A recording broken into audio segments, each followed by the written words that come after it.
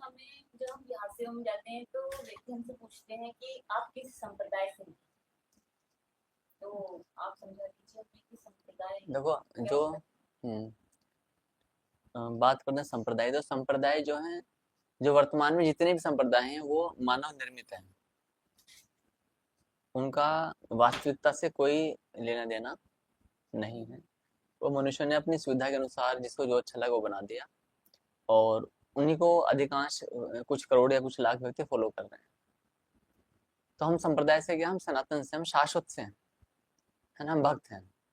और हम केवल परमेश्वर के वचन का पालन करते हैं मूल सिद्धांतों में। क्योंकि यदि हम कहते हैं कि हम परमेश्वर के वचनों का पालन करते हैं, तो कोई आपसे कह सकता है कि तो फिर आप ये बिजली का प्रयोग क्यों कर रहे हो, कंप्यूटर का या लैपटॉप या मोबाइल का प्रयोग क्यों कर रहे हो। तो ये विज्ञान बल है, इसकी अनुमति भगवान ने दी है। भगवद गीता और महाभारत में अनेकों प्रकार से आता है कि मनुष्य विज्ञान बल का सहारा ले सकता है।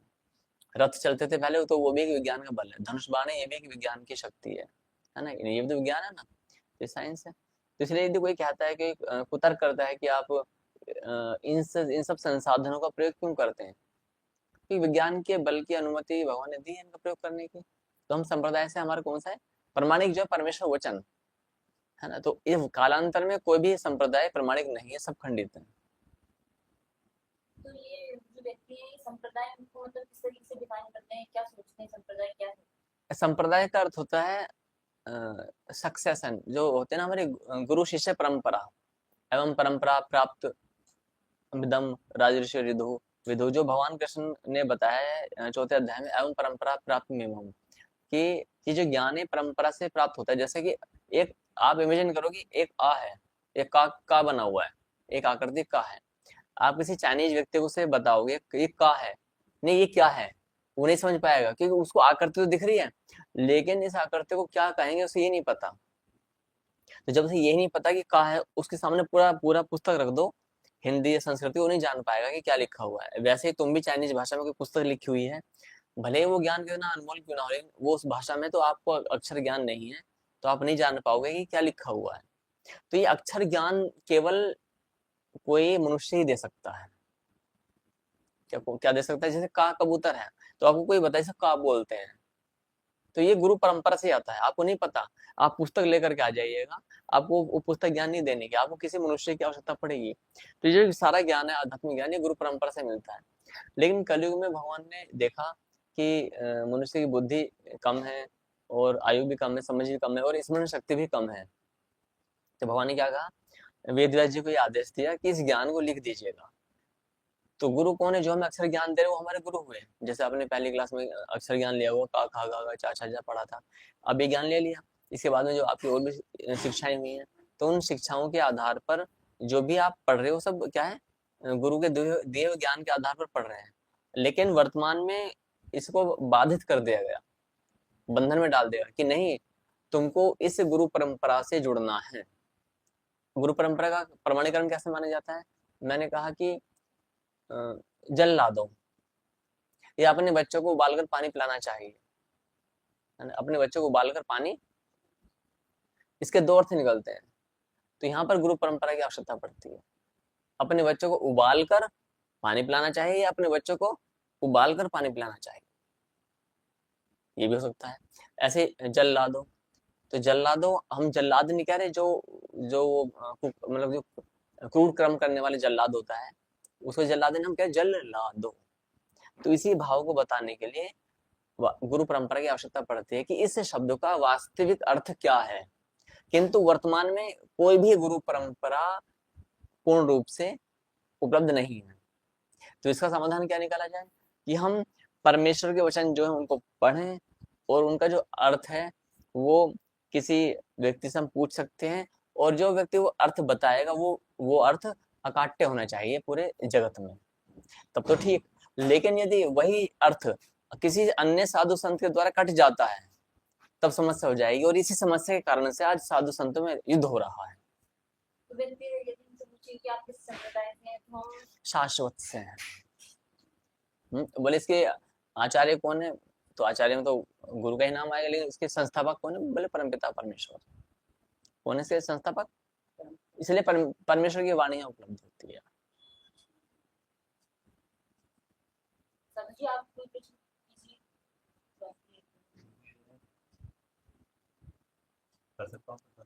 हाँ हाँ, कुछ भी जो हाँ, जो भी संबंधित, जो भी मुझे आपके। मुझे होता है नमस्ते। ये, मुझे मेरे सुनने में बहुत ही आया कि जैसे कि भक्ति है, भाव है, कामर लाना, ये पूजा पाठ करना, ये सब मतलब गरीब लोगों को बस अंधविश्वास में रख रखा है। बाकी रतन टाटा है, अंबानी, ये तो कभी कामर नहीं लाते, कभी जल नहीं लाते, कभी हम्म, मंदिर में इतना नहीं बैठते, तो फिर ये तो सब एक नाटक हो गया कि ये भगवान की पूजा करते देखो कि कांवड़ लाना, जल लाना और जो भी है क्रियाएं बताई गई हैं कि ये सब नाटक या पाखंड है ना, आडंबर है। अच्छा, ये कौन समुदाय, कौन से लोग ऐसा बोलते हैं, कि कुछ बता सकते हो? मेरे साथी थे साथी। अच्छा, साथी गण है। तो जो भी ऐसे साथी गण है जो इस तरह से बोलते हैं कि ये गरीबों को ठगने की विद्या है ना, ये शोषण किया जाता है उनको, और एक जो वर्ग है, धनाढ्य वर्ग, वो उसका लाभ लेता है, ऐसा कहा जाता है।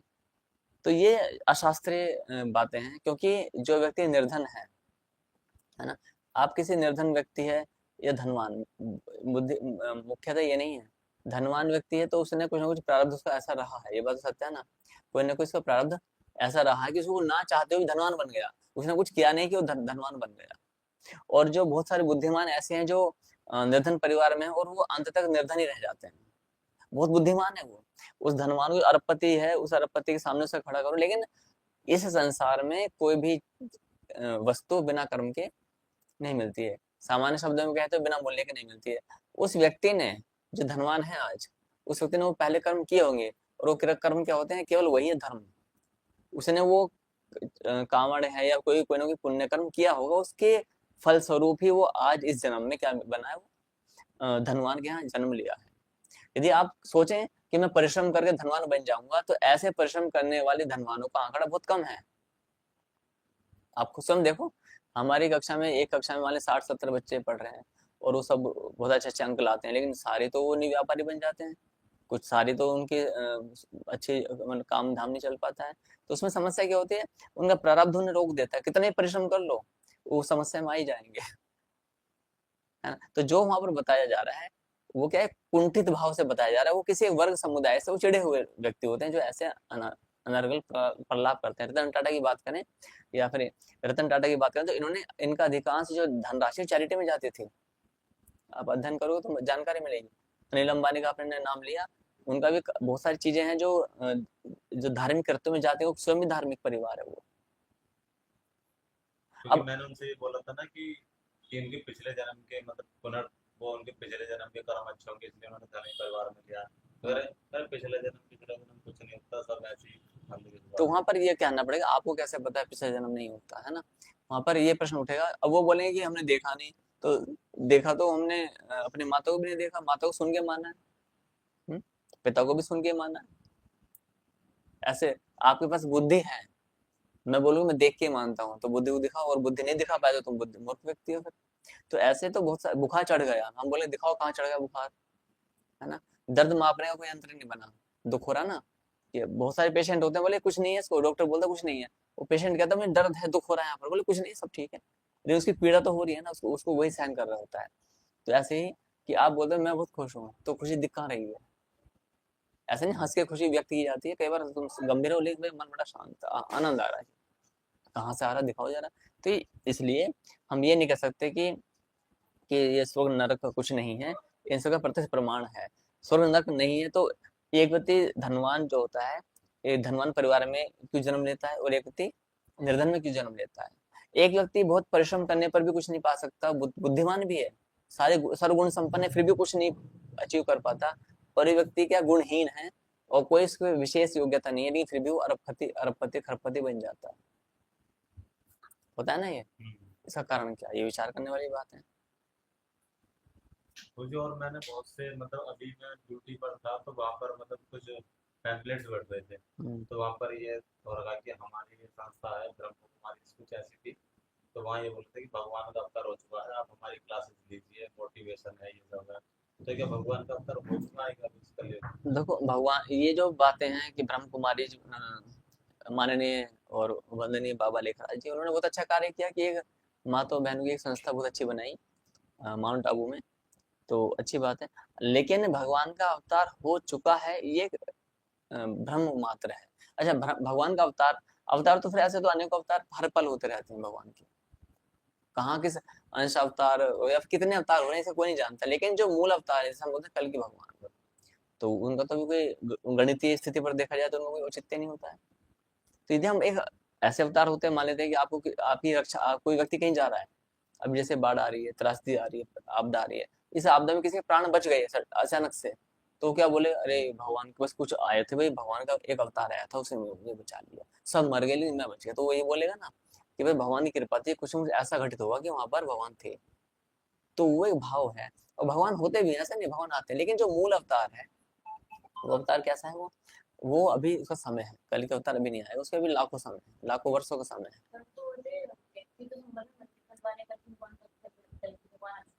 कहाँ आ चुके हैं, ऐसे बहुत सारी संस्थाएं हैं जो बोलते हैं कि कल के भगवान आ चुके हैं, बहुत सारे, ऐसा कहीं कोई ऐसा शास्त्र में कोई प्रमाण नहीं है। हर मंदिर बन रहा है वहाँ वो कह रहा है कि कल की भगवान का अवतार हो चुका है। नहीं, हाँ, ऐसे तो बहुत सारे हैं, ऐसे आप देखो, अब समाज में घूमोगे तो बहुत सारे व्यक्ति बताते हैं कि हमारे गुरुजी भगवान जी हैं, है ना, हमारे गुरुजी उड़ उड़ के, अभी मैं पुस्तक पढ़ा हूँ, ये पुस्तक अभी पीडीएफ है कंप्यूटर में, तो आप देखेंगे तो इसमें क्या है कि मेरे गुरुजी उड़ के आते हैं, ये पुस्तक है, ये अब बताओ इनके उड़ने वाली का ये पुस्तक, इसमें बोलते हैं उड़ कर आए और मैं बिजली के तार से चिपक गया था और गुरुजी ने मुझे उड़ के और वो बचा लिया। अब गुरुजी उड़ के आए, ये क्या गुरुजी का काम क्या, ज्ञान देना या उड़ के गुरुजी पंची में लिखा हुआ है, ठीक है, और गुरुजी जेल में, लेकिन प्रभु जी है, हालांकि देखो सब साथ संत अच्छी बात है कि कुछ ना कुछ कर रहे हैं, लेकिन ये ना, एक तो मैं अभी एक समस्या ये भी है, देखो गोविंद साहब, तो मैं जो बताना चाहता हूँ कि हमारे सनातन धर्म में बहुत सारे आचार्य आए, जब उनको ये लगा कि मुझे अपनी पुस्तक लिखनी है, मान लिया आपको संस्कृत बहुत अच्छा ज्ञान है, बहुत अच्छा विशद ज्ञानी है आप, अब आपको लगेगा कि मुझे जो है क्या करना है कि एक पुस्तक लिखनी है धर्म की रक्षा के लिए, आपको भाव अच्छा है, किंतु जो आपने धर्म की रक्षा के लिए कोई पुस्तक लिखी, लोगों ने उसे शास्त्र सिद्ध कर दिया, ग्रंथ सिद्ध कर दिया, वो मात्र एक पुस्तक रहनी चाहिए थी, सहयोग की पुस्तक हो सकती है, जैसे आप 10वीं 12वीं में पढ़ते हो ना, तो एनसीईआरटी की बुक लगती है ना, यूपी बोर्ड की बुक लगती है, लेकिन एक गाइड आती है, वो गाइड अलग से है, वो एडिशनल है, वो सपोर्टिंग है, सब एक सहायक पुस्तक है, वो मूल मुख्य में नहीं मानी जाती है। कोई भी अध्यापक स्कूल में उस गाइड को नहीं पढ़ाएगा।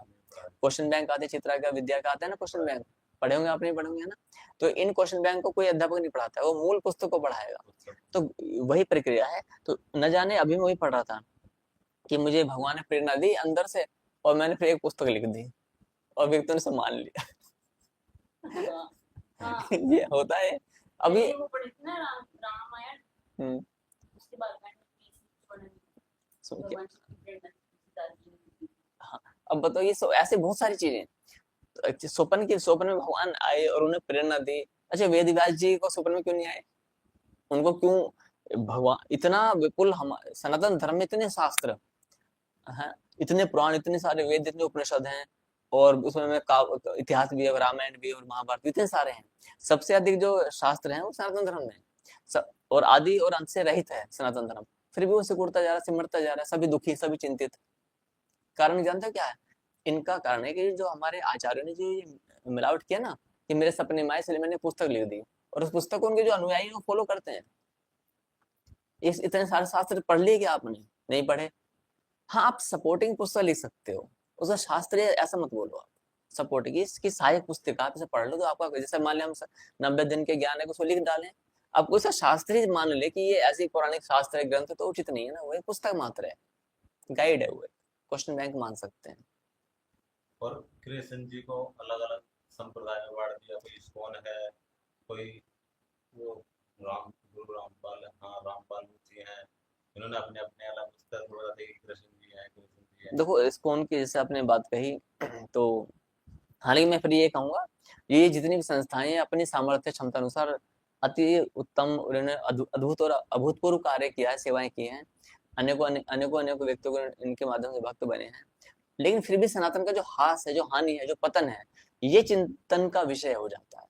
तो जो आपने इसको नाम लिया, तो ये लगभग 600 साल पुरानी गौड़ीय संप्रदाय है, उसमें भी अनेकों चीजें, तो इन्होंने भी वही किया जो मैंने बताया ना, वैसे इन्होंने क्या किया, अपने कोई भक्त थे चैतन्य महाप्रभु, और उन भक्तों पहले एक किसी भी संप्रदाय या किसी पंथ को बढ़ाने के लिए, चलाने के लिए एक व्यक्ति को तुम्हें भगवान बनाना पड़ेगा या अधिकृत व्यक्ति बनाना पड़ेगा। क्या बनाना पड़ेगा? ये अधिकृत है, कहाँ से? भगवान के द्वारा अधिकृत है, या स्वयं भगवान है, या वो भगवान का अवतार है, तभी तो उसको फॉलो करेगा। सामान्य व्यक्ति की बात कौन मानेगा? तो इस्कॉन में क्या हुआ कि चैतन्य महाप्रभु जी को अवतार पहले घोषित किया गया, और उनके ये क्या नाम है, कवि कृष्णदास कविराज, वृंदावन दास, और एक हो रहे हैं, तो इन तीन व्यक्तियों ने क्या किया, लोचन दास एक शास्त्र लिखे, चैतन्य भागवत, चैतन्य मंगला ऐसे करके, और इनको प्रमाणित कर दिया। और उन चैतन्य भागवत, चैतन्य मंगला के आधार पर ये आपका गौड़ी संप्रदाय चल रहा है, और इसी से फिर निकली एक शाखा इस्कॉन की। तो इस्कॉन में भी भगवान कृष्ण की ओट में, ध्यान देना, भगवान कृष्ण की ओट में मूल रूप से वो चैतन्य महाप्रभु पाद की पूजा करते कराते हैं, या उनकी आंतरिक इच्छा यही है कि वो चैतन्य महाप्रभु को ही परमपिता परमेश्वर या इस कलयुग का भगवान घोषित कर दें। और हो भी रहा है, अन्य को मंत्र में वही सब बताया जाता है कि भगवान कृष्ण और राधा का युगल अवतार है। तो जब प्रश्न उत्तर करते हैं तो उनका कोई तार्किक लॉजिकल उत्तर नहीं मिल पाता। दूसरा नाम लिया था आपने रामपाल जी। रामपाल जी महाराज ने क्या किया, उन्होंने कबीर को भगवान बना दिया, जैसे इस्कॉन ने चैतन्य महाप्रभु को भगवान बनाया है ना।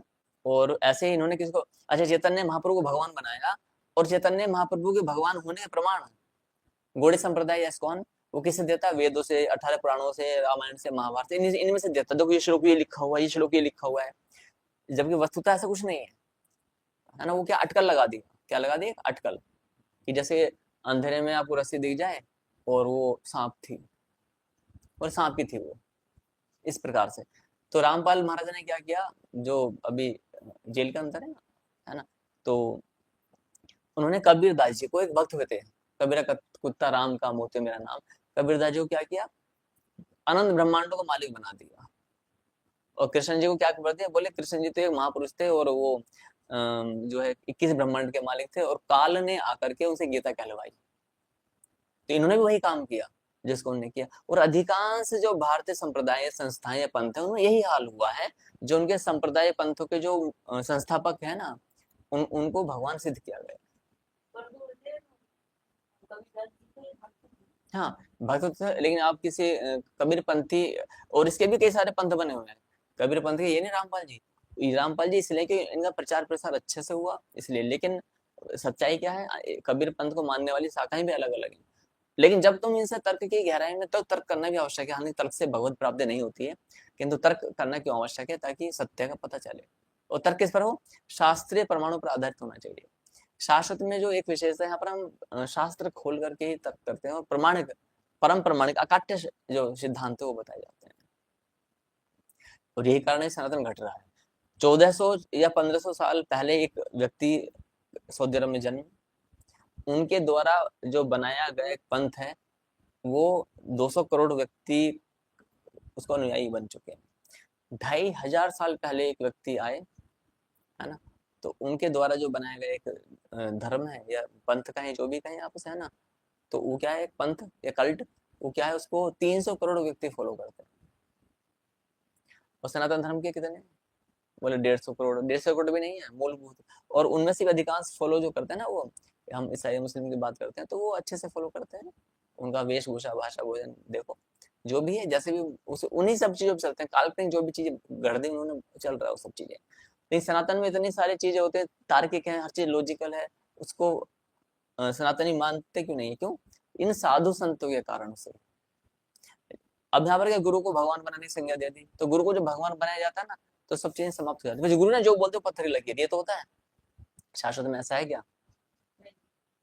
यहाँ पर ऐसा है गोविंद साहब? तो यहाँ पे क्या है, यहाँ पर शास्त्र को प्राथमिकता दी जाती है। शास्त्र पे आ जाए, क्योंकि भगवान जो गुरु है वो भी शास्त्र को खोल के बताएंगे ना, लिखा हुआ है, और शिष्य की क्षमता योग्यता अनुसार उसको जो है शिष्य उसको अपना अनुसरण करेगा।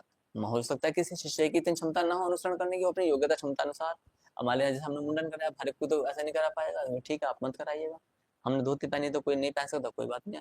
आप अपने अपने स्तर में जैसे मर्जी कर सकते हो। लेकिन हाँ, ये सत्य है कि जितना आपका स्तर निचला होगा, उतने ही जन्म लग सकते हैं हमको भगवान तक आने में।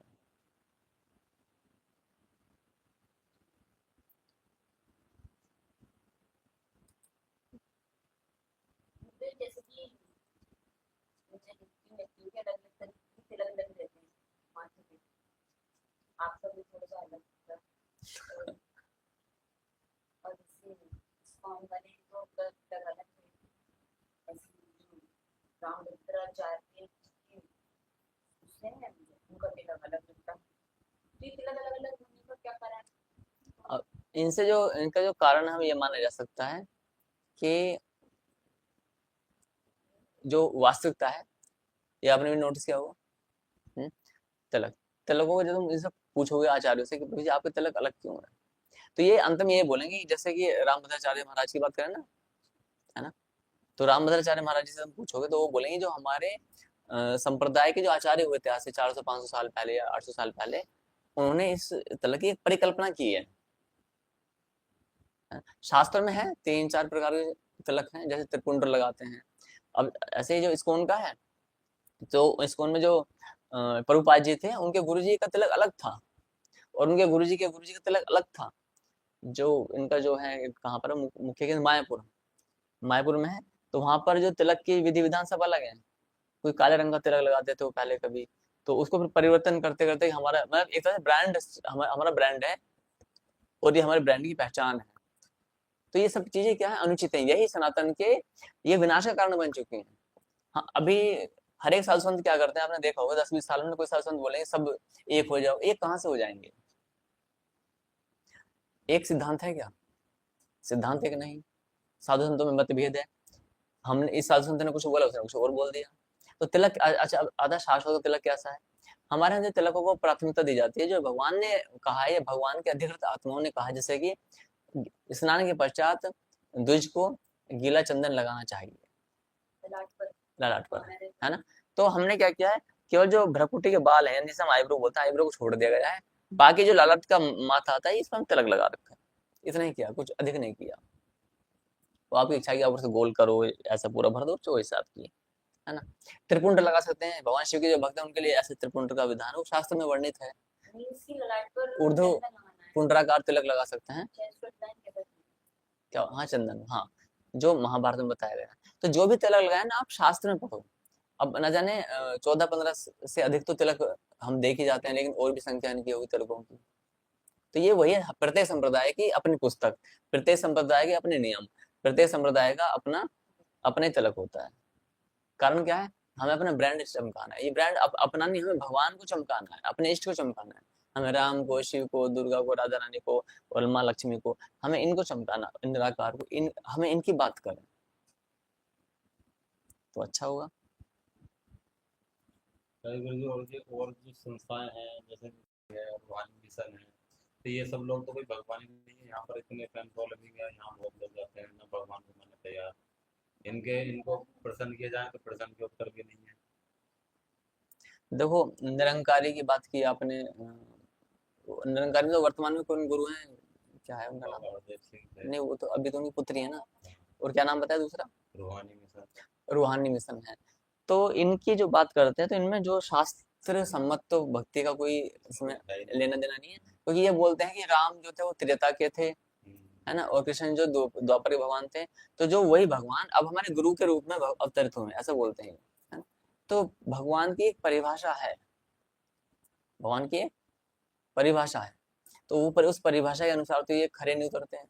भगवान ने तो गोवर्धन पर्वत उठाया था, तो क्या एक गाड़ी उठा सकते हैं कि एक इस वाले अनामी को की उंगली पर वो 7 दिन उठा के 7 घंटे उठा के दिखा देंगे, है ना।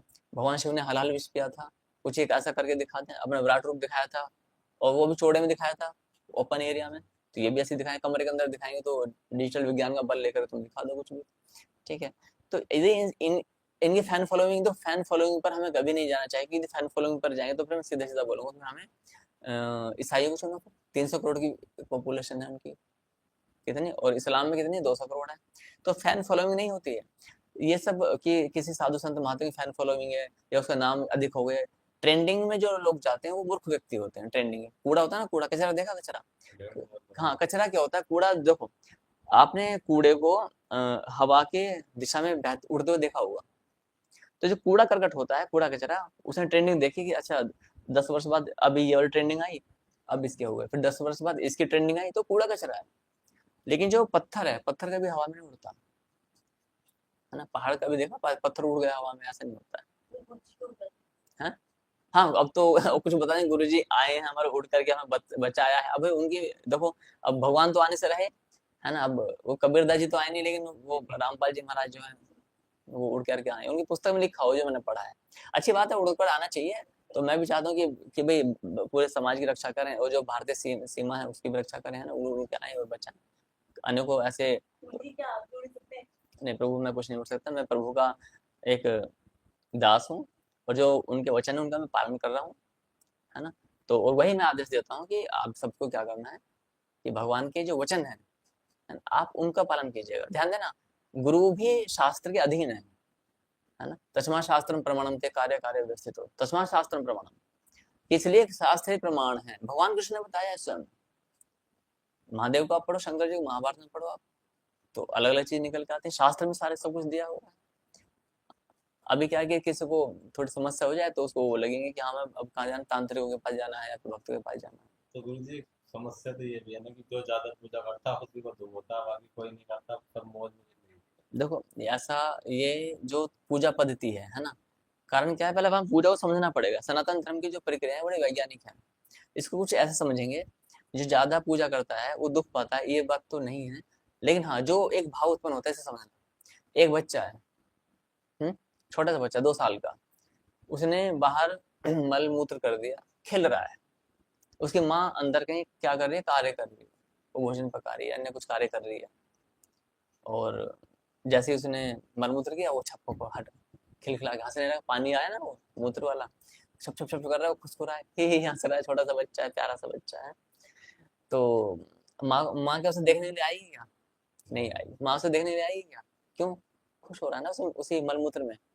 लेकिन यदि कहीं ऐसा हुआ, एक बार उसने रोना चालू कर दिया, आरंभ कर दिया, मान लेते हैं वो जो पोटी उसकी आंख में लग गई, है ना, तो उसको रोना आएगा, स्वाभाविक रूप से दुख होगा उसको, तो रोना चालू करेगा। जैसे उसकी माँ उसको देखेगी, ये चलो रोया भी नहीं वो, आप समझो, वो रोया भी नहीं, वो उसमें छप छप छप खेल रहा है। बस उसकी माँ ने उसे किसी कारण से देख लिया, किसी भी कारण से देख लिया, यानी माँ की दृष्टि किस पर पड़ी, बच्चे पर पड़ी। तो माँ उसको आएगी और वो क्या करेगी बताओ फिर आप? तो वहां से उठाएगी, काटेगी। उठाएगी। नहीं, 2 साल का डांटेगी तो क्या उसको, तो 2 वर्ष का बच्चा है, तो जब उसे उठाएगी तो वो हंसेगा कि रोएगा? रोएगा। क्यों? क्योंकि उसकी उसकी जो प्रसन्नता ना, उसमें उसमें विघ्न डाल दिया। जो अब छप छप कर रहा था बच्चा, खिलखिला के हंस रहा था, आनंद ले रहा था मलमूत्र का, तो उसे क्या लगा, तो उसने तुरंत ही माँ ने जैसे उठाया, अरे मेरा राजा कैसे दूषित हो चुका है, अशुद्ध हो चुका है ना, वो तुरंत रोना आरंभ कर देगा। उसने आनंद में विघ्न डाल दिया। तो अब क्या, अब माँ उसको शौचालय में लेकर जाएगी, साबुन आदि लगाएगी, नहलाएगी, धुलाएगी, है ना, सब काम करेगी, काजल लगा, तो जैसे नहलाएगी तो और भी रोएगा, चिल्लाएगा। आप देखना बच्चे लाल हो, पूरा शरीर लाल हो जाता है छोटे बच्चे का, और क्या हो जाए लाल, और उसकी आंखें, आंसू, आंखों से झरझर आंसू आएगा। उस समय बच्चे की जो अंतरात्मा क्या सोच रही है, वो बच्चा क्या सोच रहा है कि मेरी माँ को मेरी जो सुख चैन वो स्वीकार नहीं है।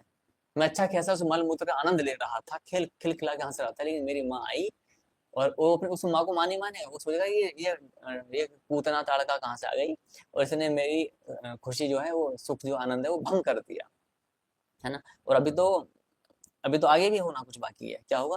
फिर साबुन लगाई जाएगी और भी चिल्लाएगा वो, है ना। और जब काजल डालेगी नहला धुला करके और भी चिल्लाएगा। लेकिन जब उसको राजा बना देती है, सजा देती है, उसके बाद में कितना अच्छा लगता है वो बच्चा। तो इससे हमें क्या ज्ञान मिलता है, कि जब हम लोग अभी मलमूत्र रूपी माया में लीन है, भौतिक जगत में लीन है ना।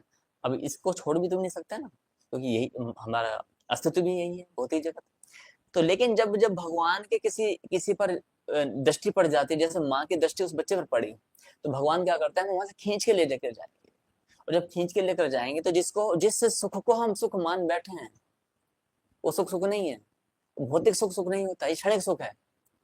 तो भगवान क्या करते हैं, हमारी मति गति धीरे धीरे ऐसी कर देते हैं कि हमारी वहां से आसक्ति और मोह सब वैराग्य उत्पन्न हो जाता है, हम भगवान की भक्ति में लीन हो जाते हैं, तो जाकर के हमें शांति मिलती है। लेकिन मान लेते हैं किसी जो भक्त, जो संसार का भक्त है और भगवान की पूजा कर रहा है, और गलती से वो अपने आप को भगवान का भक्त मान चुका है, उसको दुख होगा।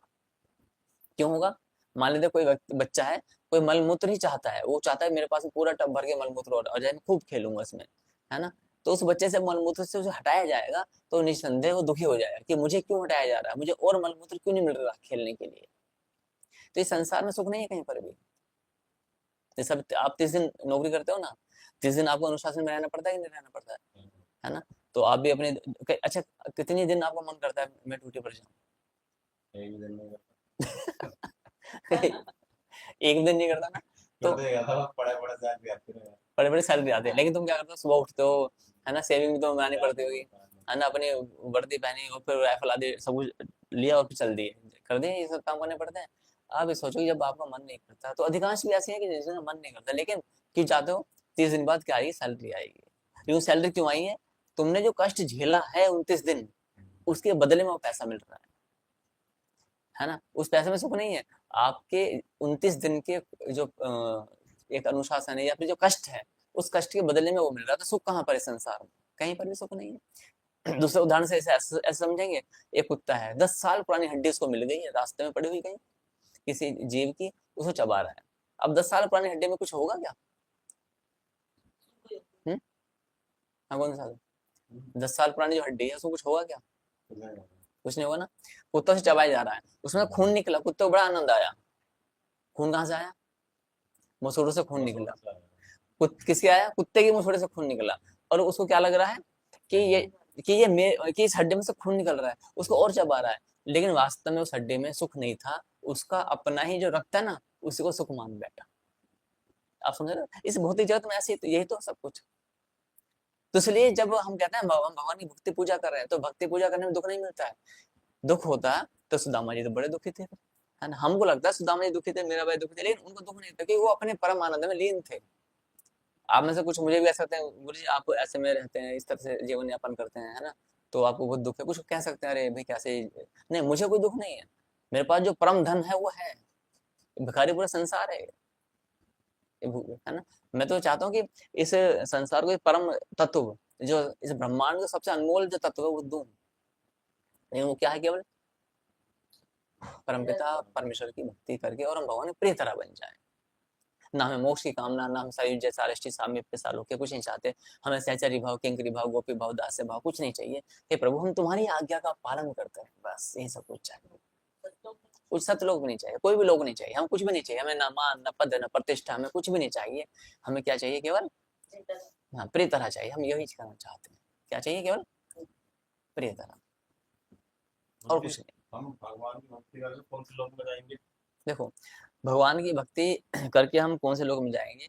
भगवान के जो लोग हैं वो भिन्न भिन्न हैं, लेकिन उनका जो तत्व है वो एक ही। जैसे मान लो कोई शिव के भक्त हैं, आप भी शिव के भक्त हो, साधु जी शिव के भक्त हैं, तो आपको लगेगा कि अच्छा मान लिया कोई कहे कि गोलोक धाम कृष्ण जी का, तो वहां पर अधिक रस होगा, वहां सुख होगा। नहीं नहीं नहीं, ऐसा नहीं है। जो भगवान कृष्ण है वही मूलतः कौन है? शिव है। नाम अलग है, वहां पर शिव जो वो परमपिता परमेश्वर शुरू शिव के रूप में रहेंगे ना वहां पर वो, तो आप शिव के भक्त हो, शिव के धाम में जाओगे, है ना। कोई कृष्ण भक्त है तो गोलोक धाम में जाएगा। तो इस जो निराकार है, निराकार को भगवान ने बताया कि परब्रह्म ज्योति में विलीन हो जाएगा। मुख्य चीज है जो सुख है, जो आनंद है, वो एक समान होता है, उसमें कोई अंतर नहीं। जैसे तो आप कौन से लोक में जाओगे? शिवलोक में जाओगे, भगवान शिव के धाम में, वहां शिव साथ। तिलक लगाने से सतखंड खत्म हो जाता है कि हम सब लोग बने जाएंगे, सतखंड बने जाएंगे? ये तो आप ये रूहानी मिशन की हाँ, हमने अगर तिलक लगा दिया तो हम सतखंड में नहीं जाएंगे। नहीं, ऐसा नहीं है कि तिलक लगा ली, ये क्या है, ये भी ध्यान देना, क्योंकि हर एक संस्था क्या करती है, वो अपने अपने आप को चमकाना चाहती है। क्या करना चाहती है ना। क्योंकि ऐसा कोई धर्मपत्नी कहती है कि मैं अपने चाचा के सामने भी तिलक लगा तो बोला तिलक बन रहा सुनो, था। जैसे तुम ये खांसी को रोकते हो ना, तो इन्हें वेग बोलते हैं। इन वेग को रोकने से पता क्या होता है, ये शरीर के लिए हानिकारक होते हैं, है ना। तो जुकाम है, खांसी है ना, उसको ये है ना, तो इसके लिए अन्य उपाय, चाहे तुम बाहर चले जाओ, लेकिन ऐसा रोकने से ना वो शरीर में और पीड़ा हो जाती है। जानते हो नहीं, तुम तो खुद मेडिकल फील्ड से हो, है ना। तो अब ये तिलक लगाने से सचखंड से हम, सचखंड है कहाँ? सचखंड जो नाम है सचखंड, मुझे आप नाम बताओ, क्या सचखंड का अस्तित्व है कहीं? शास्त्र में सब कहीं सचखंड ही नहीं है, कहीं कुछ अस्तित्व नहीं है। कहाँ से जाएगा? रूहानी मिशन वाले ये आगरा में आज से करीब नहीं, बावल तो नहीं है। जो कोई भी संस्था है, कोई व्यक्ति, वो अच्छा काम कर रहे हैं, लेकिन जो परम प्रमाणिक कार्य है ना, जब तक वो नहीं करेंगे तब तक कैसे कार्य चलेगा? बिना हाथ पैर वाली बात कर रहे हैं। तो इसलिए क्या है कि देखो, आज से कुछ वर्ष पहले एक प्रिंसिपल थे, प्रधानाचार्य, जैसे मैंने पहले बताया था ना आगरा में, तो मैं आगरा में रहा हूँ, तो मैंने वहां पर नोटिस किया, देखा, तो उसी में से ये सब शाखा निकली हैं। बोले सचखंड है, अब तुम जैसे आपका नाम गोविंदा है ना, तो विंद खंड है ना। थोड़ा सा अब आजकल क्या होता है, एक संप्रदाय बनाना और ये सब चीजें बनाना कोई कठिन काम नहीं है, बहुत सरल कार्य है। लेकिन शास्त्र में क्या किया जाता है, केवल परमेश्वर वचन, इन पर पौराणिक शास्त्रों पर, जो आज से 5,000 वर्ष पुराने शास्त्र हैं। अरे हाँ, एक महाराज और आए, उन्होंने क्या बोला, टीवी पर आए थे वो, बोले कि टीवी पर नहीं, किसी यूट्यूब पर, बोले कि मैं भगवान का अवतार हूँ और ये मैंने पुस्तक लिखी है। तो उसने बोला, उस इंटरव्यू लेने वाले ने, कि आपकी पुस्तक हम कैसे प्रमाणिक माने, भारत को, रामायण को, वेदों को प्रमाणिक मानते, बोले वो तो बहुत पुरानी है। तो उसने बड़ा अच्छा उत्तर दिया कि जो मेरी पुस्तक है ये भी आज से 10,000 साल पुरानी हो जाएगी, हो जाएगी क्या पुरानी, ये बोलेगी 10,000 साल बाद पुरानी होगी, तो ये हमारे ये शास्त्र में 5,000 वर्ष माने जाएंगे, तो तब हमारे ऊपर ही माने जाएंगे। भगवान की लीला है, वो बड़ी सटीक है। तो सचखंड का तिलक लगाने से, तिलक लगाने से सचखंड क्या नहीं जान पाता है, तिलक लगाओगे तो आप सनातनी में गिनती हो जाएंगे, आप सनातनी में गिनती हो जाएंगे ना। तो उन्हें क्या सनातनी से अन्य कैटेगरी तैयार करनी है, अपनी ब्रांड जो है, धर्म की जो ब्रांड है, संप्रदाय है, दुकान है, ये सब सनातन है, कोई इसका आधार नहीं है।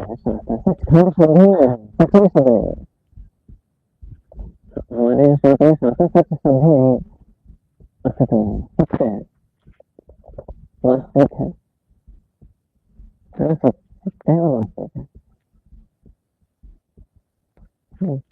तो और कुछ मुझे और कुछ प्रेमानंद महाराज है, इसलिए फैन फॉलोइंग है। फिर ये तो बिना शास्त्र की बात करते हैं, तो इसमें तो लोग मानते हैं। आपको कैसा लगा कि बिना शास्त्र की बात प्रेमानंद महाराज करते हैं, जैसे कि कोई बात नहीं होती है,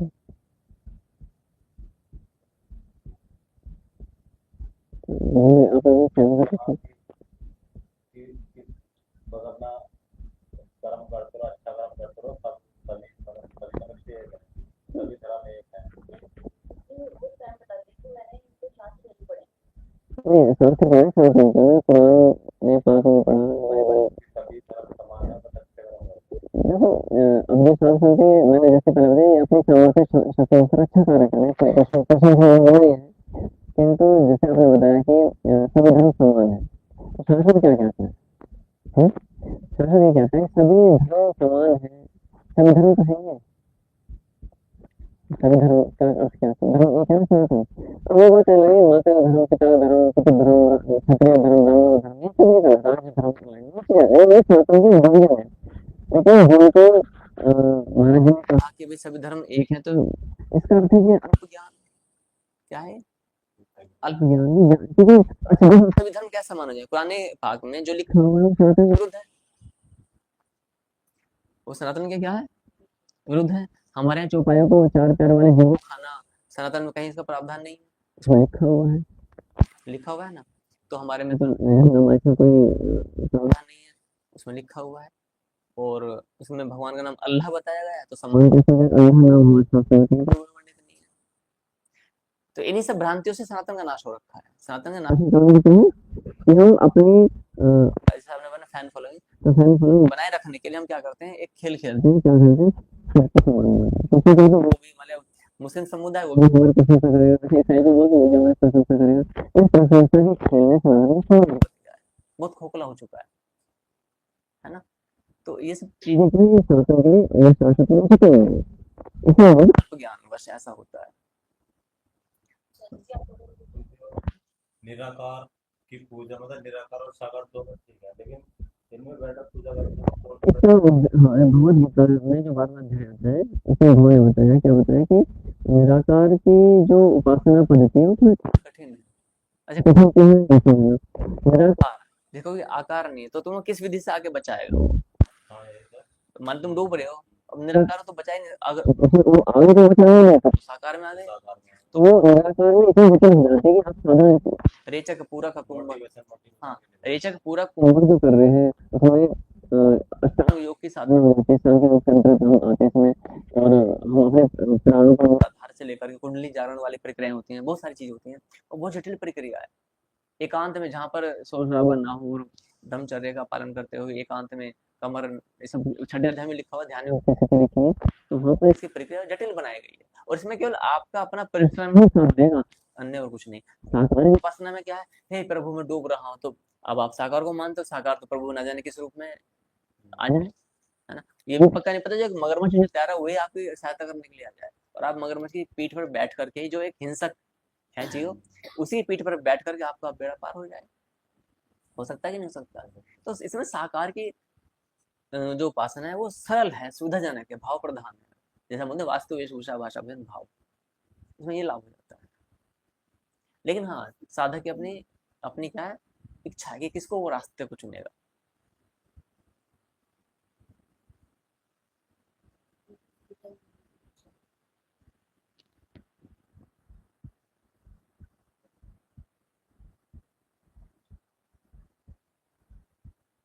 आपका कोई प्रश्न?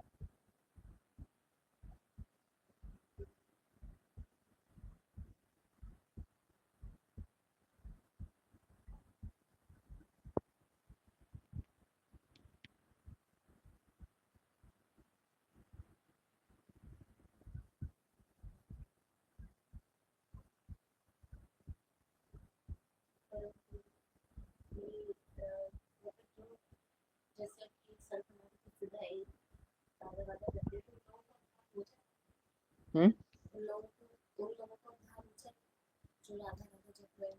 देखो राधा राधा जो है राधा रानी ने तो कहीं अपना नाम जपने की अनुमति दे दी,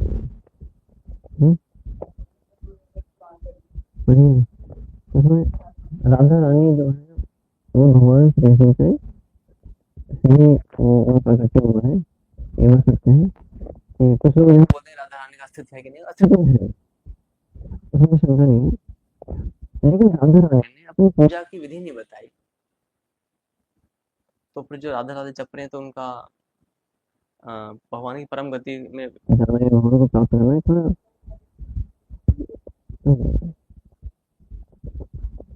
राधा रानी ने तो पहले पहले अपनी भक्ति का ही आदेश दिया, तो कैसे भला हम मुक्त हो पाएंगे, है ना। और भगवान ने भी बताया कि भगवान ने कहा कि जो मेरे अवतार है उनमें से भी कोई एक की भी उपासना कर लेता है तो उसका उद्धार हो जाता है। लेकिन भगवान के अवतार भगवान ने स्वयं बताया कि कौन से प्रमाणिक अवतार है।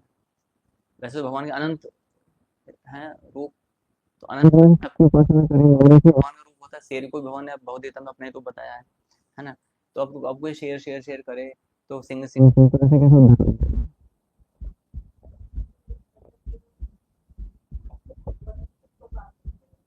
वो तो थोड़ी आखिर तक पहुंचते लोग में पहुंच जाएंगे, भगवान बताएंगे आप ब्रह्म लोक तक, जो ब्रह्म लोक यानी कि देवलोक तक पहुंच जाएंगे, वहां पर 10-20 करोड़ साल रहेंगे, फिर दोबारा मानव जीवन इनका होगा, तब जा करके क्या करते हैं इनका उद्धार होगा, जब ये पूर्ण रूप से शास्त्रीय भक्ति में आएंगे। अब जैसे प्रेमानंद महाराज की बात करते हैं तो उनमें एक समस्या है ना कि जैसे उन्होंने अपने गुरु का त्याग किया, पहले शिव के भक्त है ना वो, तो उन्होंने अपने गुरु का त्याग किया, तो क्या गुरु का त्याग जो किया है तो क्या अपने गुरु से अनुमति ली है, ये प्रश्न आ जाता है। वो प्रमाण बताइए, मैं देना चाहता हूँ, वो सम्मान के योग्य प्रत्येक जो हमारे सम्मान के योग्य है, इसलिए आपको भी सबको सबका क्या करना है, सम्मान करना है। पहले शिव के भक्त थे जो भी जिस संप्रदाय से वो संबंध रखते होंगे उसके गुरु थे ना, वो उस संबंध से दीक्षा तो ली होगी ना, तो फिर उसके बाद में इनकी सन्यास की दीक्षा हुई होगी। तो क्या इन्होंने अपने पूर्ववर्ती गुरुओं से अनुमति ली थी कि अभी मैं उसको त्याग करना चाहता हूँ, मैं ऐसे ऐसे भक्ति करना चाहता हूँ, ये तो उसे ऐसा हुआ नहीं है। और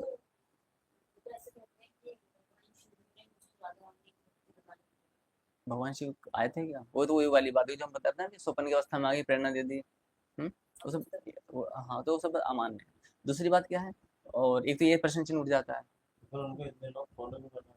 फॉलो तो ईसाइयों को भी 300 करोड़ करते हैं, क्योंकि किसी से मैंने प्रश्न किया वो उत्तर नहीं दे पाई, तो अरे कुछ नहीं, लेकिन इतने लोग उन्हें मानने का देखो मान रहे हैं तो गलत पाएंगे। हाँ गलत, ये कोई तर्क नहीं होता है। चलो ठीक है, फिर तो हम ईसाई कम्युनिटी, मैं सबसे मस्त बता रहा हूँ मैं, फिर यदि अधिक फैन फॉलोइंग होने से हम उसे मान रहे हैं तो हम ईसाइयों को इस अच्छा सबसे अधिक वैज्ञानिक कौन से धर्म संप्रदाय में पंथ में उत्पन्न हुए बताएं आप। नहीं ईसाई में, तो तुम बताओ।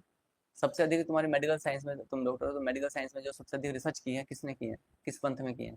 सनातन में, इस्लाम में, ईसाई में, किसने? ईसाई वैज्ञानिक सबसे अधिक कहाँ पर हुए हैं? विज्ञान ईसाइयों में। तो फिर तो हमें ईसाइयों में जाना चाहिए। ये कोई सिद्धांत नहीं होता कि जिसमें सारे सारे बुद्धिजीवी वर्ग हम जा रहे हैं, हम उसको फॉलो करें, नहीं। ये तर्क एक सिद्धांत एक अलग चीज है। हालांकि जैसे मैं कहता हूँ तर्क से भगवान नहीं मिलता, लेकिन तर्क सत्य की परीक्षा की कसौटी कसने के लिए इम्पोर्टेंट होता है वो। दूसरे नंबर पर तो फिर इस्लाम है, उनकी तो सनातन धर्म में। अच्छा, जिस अगर आप कहें साधु संत की फैन फॉलोइंग, आप ये समझो ना कि आज से करीब 20 साल पहले एक संत है, अभी जेल में, आसाराम बापू। कोई राजनेता ऐसा नहीं था जो जिन्होंने वहां मत्था ना टेका। कोई अभिनेता अभिनेता अधिकांश तुम राजनेता, अधिकांश अभिनेता वहां पर मत्था टेके। यहाँ तक कि मोरारी बाबू ने भी उनके मंच से ही कथा जो है उसका अध्ययन किया है। मोरारी बाबू जो अभी है ना, सुना उनका बहुत बड़ा नाम था। एक समय इस धरती पर दयानंद सरस्वती का डंका बजता था, एक समय इस धरती पर स्वामी विवेकानंद का भी बजा था, एक समय इस धरती पर महात्मा गांधी का भी बजा था। तो ये सब क्या है, ये लहरें हैं। सनातन को इन लहरों से बचना होगा। लहरें आएंगी और जाएंगी, लहरें जो आएंगी और जाएंगी। तो प्रेमानंद महाराज के विषय में जो मैंने दूसरा बताया कि अभी जो उनकी वेशभूषा है, बनियान पहनना, माना कि इनको डायलिसिस होता है प्रभु जी को, तो अब उसे देखो, हालांकि सनातन की अभी भी सेवा कर रहे हैं जितने सामर्थ्य अनुसार है, लेकिन उस सामर्थ्य में कहीं ना कहीं उसमें छिद्र भी है, उसमें छेद भी है। वो छेद क्या है कि सभी धर्म समान है, जो आपने बोला था। सभी धर्म समान कैसे हो जाएंगे? एक में गाय की पूज, एक में गाय से रोटी खाना लिखा हुआ है, और एक में गाय को रोटी खिलाना लिखा हुआ है। समझ रहे हो? एक में लिखा हुआ है एक पुस्तक में कि स्त्रियां आपकी खेती है ना, जब मर्जी चाह करके आप उसमें खेती करो। और एक में लिखा हुआ कि कन्या पूजन लिखा हुआ है। तो ये तो बड़ा गलत काम हो जाएगा। बनियान पहनने का विधान कहाँ लिखा हुआ है? लिखा हुआ कोई बनियान पहनने का? हमने तो कभी सुना नहीं। चलो आप पेशेंट तो पहन सकते हो, अपने शिष्यों को क्यों पहनवा रहे हो बनियान? वो एक नया ये ब्रांड, ये भी ब्रांड वाली बात आ रही है ना कि हमारा ब्रांड अलग है। ये सब ब्रांड वाली बात है। ब्रांडिंग से मनुष्य को, अभी अगर जैसे अभी आपने पूछा साथ कि आपको तिलक अलग क्यों है, अलग नहीं है वो, शास्त्र में लिखा था, हमने पालन कर लिया। आप शिव भक्त हो, आप त्रिपुंड लगाओ। आप त्रिपुंड नहीं लगा सकते तो आप जैसे महाभारत में लिखा वो भी लगा सकते हो, कोई समस्या नहीं है ना। तो फैन फॉलोइंग में कभी नहीं जाना है। हम बात करें, हाँ, अब बात कहीं करने का अवसर ना मिले तो अब उन संस्था में फोन कर, मैं तो करवाता हूँ। अभी मैंने कई संस्थाओं में इनको शादी को फोन करवाया था कुछ दिन पहले। जो बड़ी बड़ी संस्थाएं, क्या तो कौन थे वो जिन्होंने बातें की थी, अभी क्या था वो, वो नाम बदल जाते हाँ, नहीं वो पूरे शंकराचार्य जी था ना, शंकराचार्य। हैं। हाँ, तो उनको एक सामान्य से प्रश्न उत्तर नहीं जानकारी होती है। उनके लिए जो वहां पर दिन रात रहने वाले व्यक्ति हैं उनको नहीं पता सामान्य से प्रश्न उत्तर। क्या पूछा था, प्रश्न क्या था तुम्हारा? शंकराचार्य जी से ऐसे कहा कि भगवान शिव की भी अवतार होते हैं शंकराचार्य। आदि शंकराचार्य। हाँ भगवान शिव ने ऐसा बताया हाँ, यानी आदि, आज से कुछ हजार साल पहले आदि शंकराचार्य हुए थे ना, तो वो भगवान शिव के ही अवतार हैं या भगवान शिव ही हैं, ये कहाँ लिखा हुआ है? तो क्या उत्तर आया उनका? उत्तर नहीं दिया गया। अभी उत्तर नहीं, अभी चल रही हो, चर्चा चल रही है ना, तो ये सब चल रहा है। तो हम बड़े प्रामाणिक बात है कि हम ये भी चाहते हैं कि जैसा भी है ना, शाश्वत रिसर्च सेंटर बने, शाश्वत रिसर्च सेंटर यानी शाश्वत रिसर्च हो ये। और इसमें हम तुम जैसे युवाओं को भी चाहते हैं, जो भी युवा हैं, जो भी युवा वर्ग है, जो बुद्धिजीवी वर्ग है, कि वो आए और उसमें रिसर्च में अपना योगदान दे, और निष्पक्ष रूप से उस पर छानबीन की जाए, निष्पक्ष रूप से। स्वप्न में आया, हमने पुस्तक लिख दी, स्वप्न में आया, हमने ये कार्य कर दिया, हमारे अंदर से प्रेरणा है, हमने ये लिख डाला। तो जो भगवान ने इतना परिश्रम किया था, अपंदरतमा वेदव्यास जी को धरती पर भेज करके गलती कर देगा, है ना? गलती कर दी होगी शायद, ये शास्त्र कम पड़ गए होंगे। उनकी एक एक पुस्तकें वो कुछ नहीं है, वो तब भी छाते हैं। कारण क्या है? यही कारण है कि उसमें किसी व्यक्ति की बातों को इम्पोर्टेंस नहीं दी जाती।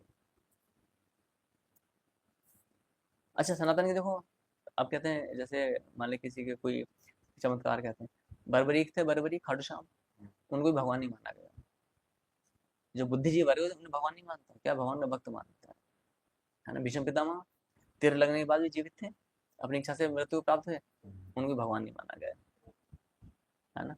यहाँ पर ऐसे ऐसे व्यक्ति हैं जैसे खाटू श्याम के लिए तो बहुत भीड़ हुई थी, भगवान ने अब तो भीड़ हो तो वो क्या है कि एक अल्पज्ञानी समाज है, क्या है, तो जाए वहां पर, वो भगवान के भक्त हैं। भगवान कौन है? जिसने अंध ब्रह्मांड बनाए हैं, जिसने पृथ्वी भूमि रापु नलो वायु खम मनो बुद्धि रेव, जिसने पृथ्वी जलवायु अग्नि आकाश सब बनाए। मतः भगवान ने क्या बताया 7वें अध्याय के 7वें श्लोक में, मतः परतम नान्यत् किंचित् दति धनंजय मयि सर्वमिदं प्रोतम सूत्रे मणिगणाय। भगवान कह रहे हैं अपना आप कि मेरे अतिरिक्त कुछ है ही नहीं। इसका अर्थ है ये दीवार, ये बैनर, ये वस्त्र, ये सब कुछ क्या भगवान के अंश है? ये सब सब कुछ भगवान, ये लैपटॉप के प्लास्टिक है ये भी, और ये मेरा कीबोर्ड है, ये सब क्या है? भगवान के सब अंश है। ये बोतल, ये सब कुछ भगवान का अंश, भगवान से उत्पन्न, भगवान के लिए मिल जाना है ना। जैसे हम एक आटा लिया और आटे की हमने गोली बना दी और आटे के धागा बना दिया, तो सब आटे ही आटा है। उसी प्रकार से गुरु जी जैसे कि बोलते हैं कि सब में भगवान का अंश है, तो फिर ये फिर गलत कांड क्यों हो रहा है फिर? भगवान ने स्वतंत्रता दी है। भगवान तानाशाही नहीं है। भगवान के एक नाम दयालु भी तो है ना। जैसे कि आपके पिता अच्छा माता पिता ने हमें जन्म दे दिया, अब फिर तो ये होना चाहिए कि हम उनकी गुलामी करें, दास्ता करें। ऐसा होता है क्या? है ना। माता पिता क्या चाहते हैं? जब एक माता पिता जो 70 साल तक के लिए माता पिता, 100 साल तक के लिए माता पिता, वो भी कहते हैं जा बेटा अपनी जिंदगी जी, बोलते हैं अपने जीवन जी जा, ठीक है, जो तो अच्छा लगे, जिसमें तो खुश हो वो कर। तो परम पिता परमेश्वर है, वो पिता है और वो परम पिता है। अंतर समझ रहे हो? पिता और परम पिता में, तो परम पिता तो स्वतंत्रता देता है ना, इसलिए तो जो अपराधी होते हैं उन्हें एकदम से वो दंड नहीं देते। वरना जो कोई मतलब कोई हत्या कर रहा है, कोई मांस खा रहा है, एकदम से मार दे, उसे छूट देते हैं कि नहीं, आज नहीं तो कल मेरा बच्चा मान जाएगा, आज नहीं तो कल मेरा बच्चा मान जाएगा, मान जाए, अब मान जाएगा, अब मान जाएगा। लेकिन जो नहीं मानता है तब जाकर के, यहाँ भगवान तो ये भी कहते हैं कि महाभारत में क्या लिखा है, आपने पढ़ा होगा कि जो व्यक्ति सुबह को पाप करके शाम को महाभारत पढ़ लेता है तो सुबह से लेकर शाम तक के पाप समाप्त हो जाते हैं। ठीक है, और शाम रात्रि में यदि वो पाप करता है तो वो सुबह महाभारत पढ़ेगा तो वो पाप क्षमा हो जाएंगे। अब इसका मिसयूज भी हो सकता है, लेकिन लिखा दिन भर पाप करो, रात को हाँ, महाभारत पढ़ लो। तो इसका दुरुपयोग भी हो सकता है। कई बार प्रश्न कर देते हैं तो प्रभु जी इससे तो फिर पाप फैलेगा, है ना, इससे जो पाप फैलेगा। अरे पाप फैलेगा ये बात तो सत्य है, लेकिन तुम एक बार करके तो देखो, जो तुम महाभारत को पढ़ोगे ना, तुम्हारी बुद्धि शुद्ध ना हो जाए तो ना मरो। तुम यही मानते हुए कि मैं सुबह पाप करूंगा, शाम को मैं महाभारत पढ़ूंगा, तो महाभारत नियम से पढ़ो पूरी, सातों पुस्तकें, 15 किलो का वजन है उसमें। ठीक है, तो सब पढ़ो एक बार, तुम महाभारत पढ़ो पूरे जीवन, तुम कर ही नहीं पाओगे पाप, कहाँ से करोगे?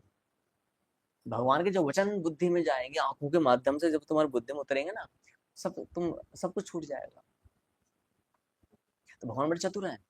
अच्छा, इस प्रश्न ने मुझे, इस आदमी ने मुझे पूछा, गुरु जी फिर तो गलत है।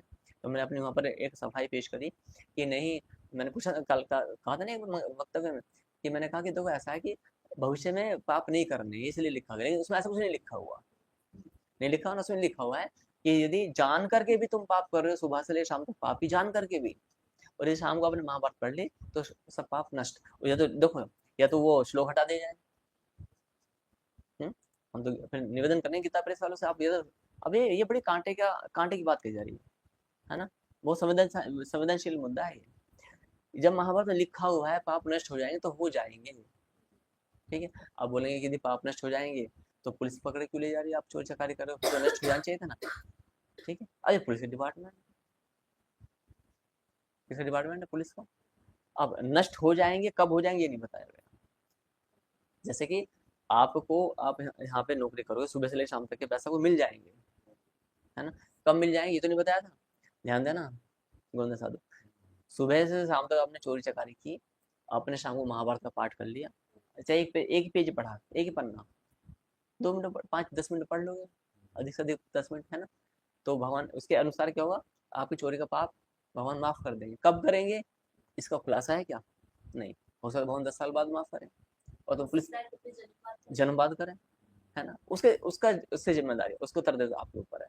भगवान बड़े चतुर है, क्या पेज फंसा रखा है, किस प्रकार से गुत्थियां संजोई हुई है महाभारत में, बड़ा स्पष्ट है ये क्लियर। लेकिन ये सत्य है कि यदि आप 10 वर्ष भी ऐसा करते करते, चोरी करते करते पढ़ो, पाप करते करते महाभारत पढ़ो नित्य नियम से, तो उस महाभारत को पढ़ते पढ़ते आपकी बुद्धि में ऐसे इतना परिवर्तन आ जाएगा कि आप स्वादु से साधु बन जाओगे, आप असंत से संत बन जाओगे, आपका जीवन ये सब कुछ परिवर्तित हो जाएगा। वो तो मैं पूरे महाभारत की बात छोड़ो, 90 घंटे ज्ञान सुन लेता हूँ, उसकी बुद्धि हिल जाती है, नहीं हिलती क्या? आप भी तो उसी ज्ञान को समझने बैठे हो, वरना क्या अब ये इतनी रात में कौन टाइम समय देगा। तो महाभारत की महिमा तो अद्भुत है।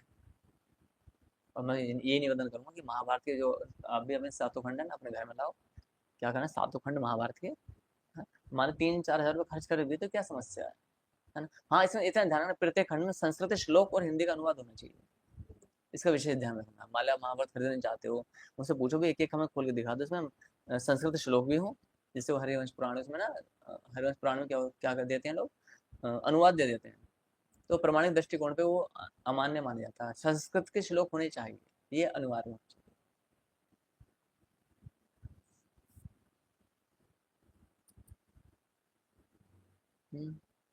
हाँ, ठीक है, नमस्ते।